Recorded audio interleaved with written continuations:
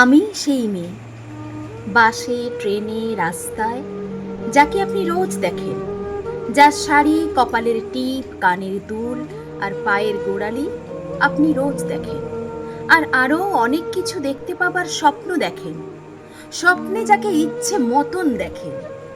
আমি সেই মেয়ে, বিহারের প্রত্যন্ত গ্রামে দিনের আলোয় যার ছায়া মারানো আপনার ধর্মে নিষিদ্ধ, আর রাতের গভীরে যাকে বস্তি থেকে তুলে আনতে পাইক বরকন্দাজ পাঠান আপনি, আর সুসজ্জিত বিছানায় যার জন্য অপেক্ষায় অধীন হয় আপনার রাজকীয় লাম্পট্য। আমি সেই মেয়ে, আমি সেই মেয়ে, আসামের চা বাগানের ঝুপড়ি কামিন বস্তি থেকে যাকে আপনি নিয়ে যেতে চান সাহেবী বাংলোয় মধ্যরাতে, ফায়ার প্লেসের ঝলসে ওঠা আলোয় মোদির চোখে দেখতে চান যার অনাবৃত শরীর। আমি সেই মেয়ে, রাজস্থানের শুকনো উঠোন থেকে পিপাসার জল আনতে যাকে আপনি পাঠিয়ে দেন 10 মাইল দূরে সরকারি ইদারায়, আর 20 মাইল হেঁটে কান্ত বিধ্বস্ত যে রমণী ঘরা কাঁখে ঘরে ফিরলেই যাকে বসিয়ে দেন চুলার আগুনের সামনে আপনার রুটি বানাতে।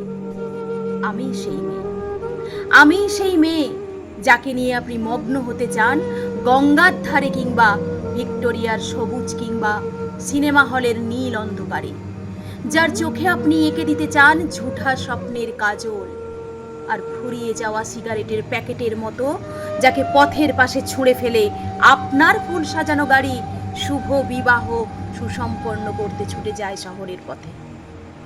কোণে দেখা আলোর গধূলিতে একা দাঁড়িয়ে থাকা আমি সেই মেয়ে, আমি সেই মেয়ে, এমনকি দেবতারাও যাকে ক্ষমা করেন না, অহংকার আর শক্তির দম্ভে যার গর্ভে রেখে যান কুমারীর অপমান, আর চোখের জলে কুন্তি হয়ে নদীর জলে বিসর্জন দিতে হয় কর্ণকে আত্মযোগে।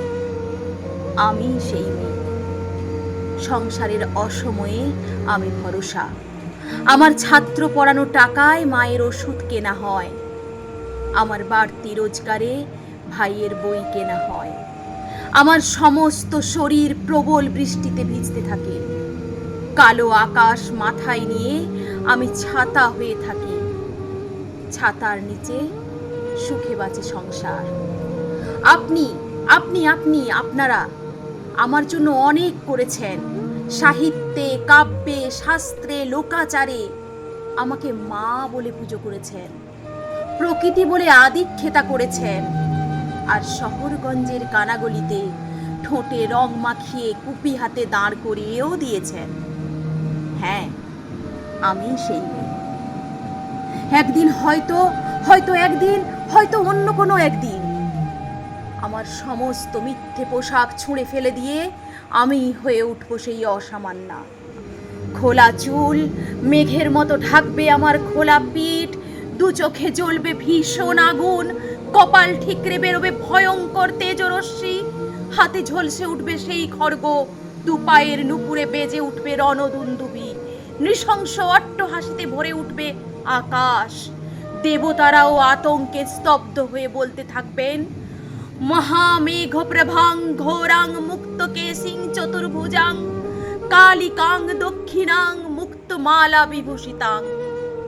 বিভৎস দাবানলের মতো আমি এগোতে থাকব, আর আমার এগিয়ে যাবার পথের দুপাশে মুন্ডহীন অসংখ্য দেহ ছটপট করতে থাকবে। সভ্যতার দেহ, প্রগতির দেহ, উন্নতির দেহ, সমাজের দেহ।